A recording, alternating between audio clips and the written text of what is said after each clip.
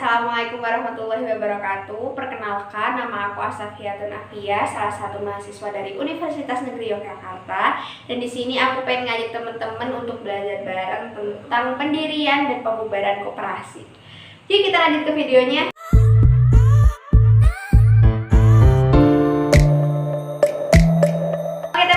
Jadi di kesempatan kali ini kita akan belajar yang pertama adalah landasan hukum pengesahan badan hukum koperasi, yang kedua adalah syarat pendirian koperasi, yang ketiga adalah tahapan pendirian koperasi, yang keempat adalah landasan hukum pembubaran koperasi, yang kelima adalah tahapan pembubaran koperasi, dan yang keenam adalah syarat pengajuan pembubaran koperasi.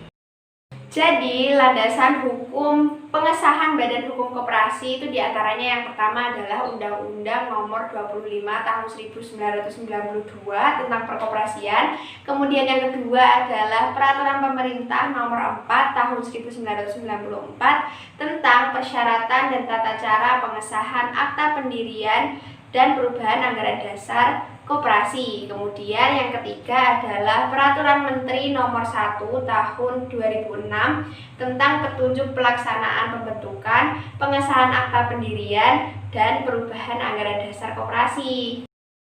Teman-teman tahu nggak sih bahwa sebenarnya koperasi dari segi tingkatannya itu dibedakan menjadi koperasi primer dan koperasi sekunder. Koperasi primer itu beranggotakan beberapa orang, sedangkan koperasi sekunder itu beranggotakan beberapa badan hukum koperasi. Sedangkan dari jenis usahanya atau kepentingan perekonomiannya, koperasi itu dibagi menjadi koperasi konsumen, koperasi produsen, koperasi jasa, koperasi simpan pinjam, dan koperasi pemasaran. Nah, untuk syarat pendirian koperasi itu sendiri adalah yang pertama, koperasi primer itu harus didirikan minimal 20 orang, sedangkan koperasi sekunder itu minimal didirikan oleh 3 badan hukum koperasi.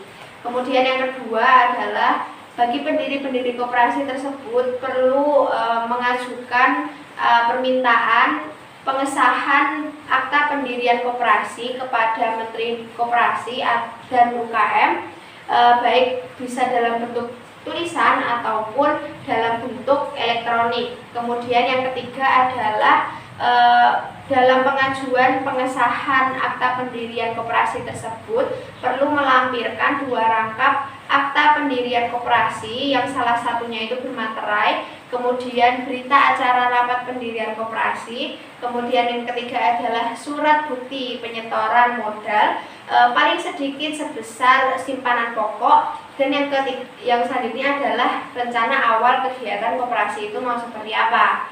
Nah, untuk syarat yang keempat adalah berita acara rapat pendirian koperasi itu perlu juga dilampirkan. Yang pertama adalah daftar hadir rapat pendirian koperasi, kemudian perlu juga dilampirkan fotokopi KTP pendiri yang tercatat dalam daftar hadir tersebut. Kemudian yang selanjutnya adalah surat kuasa pendiri, dan yang keempat adalah surat rekomendasi instansi terkait usaha yang akan dilakukan koperasi tersebut. Belum selesai, ada tambahan sebenarnya untuk koperasi sekunder, bahwa koperasi sekunder itu juga perlu melampirkan yang pertama adalah hasil berita acara rapat pendirian koperasi, kemudian surat kuasa pendiri koperasi, kemudian keputusan pengesahan badan hukum calon anggota koperasi, kemudian yang terakhir adalah nomor wajib pajak aktif calon anggota koperasi. Kemudian materi selanjutnya adalah tahapan pendirian koperasi. Nah, tahapan pendirian koperasi ini sebenarnya dibagi menjadi beberapa tahapan. Tahapan pertama adalah perencanaan pendirian koperasi. Jadi di perencanaan pendirian koperasi ini perlu ditentukan anggotanya, yaitu minimal 20 orang untuk koperasi primer dan 3 badan hukum koperasi untuk koperasi sekunder. Kemudian perlu juga menentukan tempat berdirinya koperasi itu ingin di mana.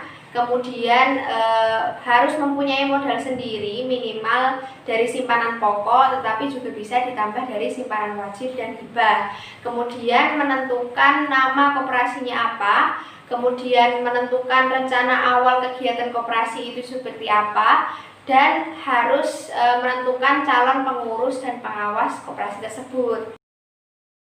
Nah, untuk tahap selanjutnya adalah tahap penyampaian rencana dan konsultasi ke dinas daerah maupun ke pusat kementerian.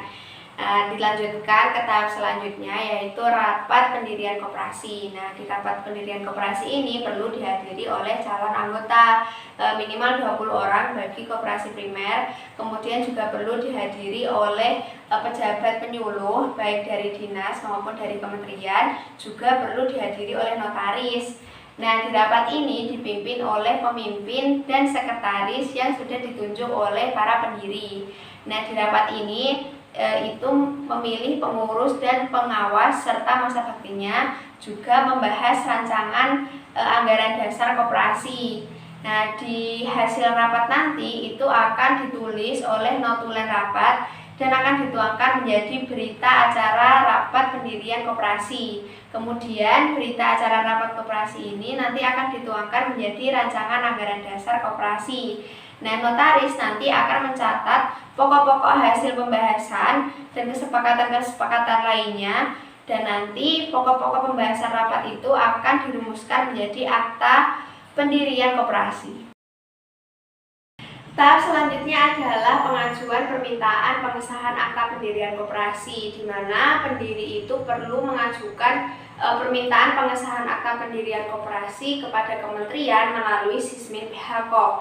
Nah, dalam pengajuan ini pendiri perlu melampirkan yang pertama adalah 2 rangkap akta pendirian koperasi, di mana salah satunya itu bermaterai. Kemudian yang kedua adalah berita acara rapat pendirian koperasi. Kemudian yang ketiga adalah bukti penyetoran modal paling tidak sebesar simpanan pokok, dan yang keempat adalah rencana awal kegiatan koperasi tersebut. Oke teman-teman, jadi tahap selanjutnya adalah verifikasi dokumen permohonan. Jadi lampiran permohonan pengesahan akta pendirian koperasi tadi diserahkan untuk diperiksa dan diteliti oleh pejabat yang berwenang melalui Sismin PHKOP. Setelah dinyatakan lengkap, pejabat yang berwenang akan menerbitkan tanda terima yang kemudian akan diserahkan kepada pemohon. Nah, nantinya berkas dokumen dan surat tanda terima tersebut akan disimpan oleh notaris. Tahapan terakhir dari pendirian koperasi adalah pengesahan pendirian koperasi. Jadi, Menteri Koperasi akan menerbitkan keputusan pengesahan akta pendirian koperasi selambat-lambatnya 7 hari dihitung sejak permohonan pengesahan akta pendirian koperasi itu diterima.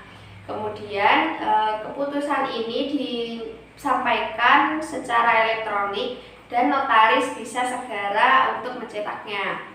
Kemudian keputusan pengesahan akta pendirian koperasi ini akan dihimpun oleh Kementerian Koperasi dan UKM ke dalam buku daftar umum koperasi. Selain itu, Kementerian Koperasi dan UKM juga wajib untuk menyampaikan salinan keputusan pengesahan akta pendirian koperasi ini kepada dinas provinsi atau kabupaten kota di lokasi koperasi ini berada.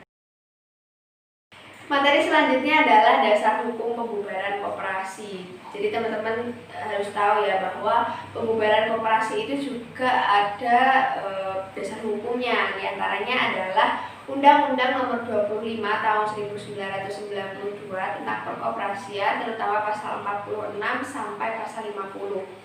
Kemudian ada juga keputusan Menteri Koperasi dan UMKM Nomor 123/KEP/M.KUKM /10/2004 tertanggal 6 Oktober 2004. Kemudian ada juga Peraturan Pemerintah Republik Indonesia Nomor 17 Tahun 1994 tertanggal 20 April 2004 tentang pembubaran koperasi oleh pemerintah dan peraturan lainnya di bawahnya.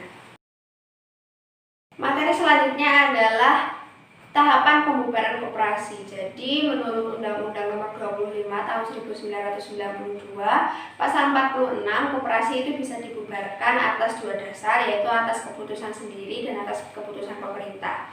Nah, tahapan pembubaran koperasi atas dasar keputusan sendiri atau rapat anggota itu adalah yang pertama, koperasi harus menyelenggarakan terlebih dahulu rapat anggota khusus pembubaran koperasi. Kemudian yang kedua adalah pengurus bisa menyampaikan hasil rapat anggota kepada Kementerian Koperasi dan UKM serta melampirkan permohonan untuk pembubaran koperasi. Nah, kemudian nanti pejabat yang berwenang akan memvalidasi permohonan tersebut juga dengan syarat-syarat permohonan pembubaran koperasi. Kemudian apabila disetujui, pejabat akan mengeluarkan surat keputusan pembubaran koperasi dan menyampaikannya kepada pengurus koperasi. Baru koperasi bisa resmi dibubarkan. Selanjutnya adalah pembubaran koperasi atas dasar keputusan pemerintah. Jadi pembubaran ini dilaksanakan apabila koperasi itu terbukti menyalahi aturan ataupun lalai akan tanggung jawabnya terkait dengan peraturan perundang-undangan perkoperasian.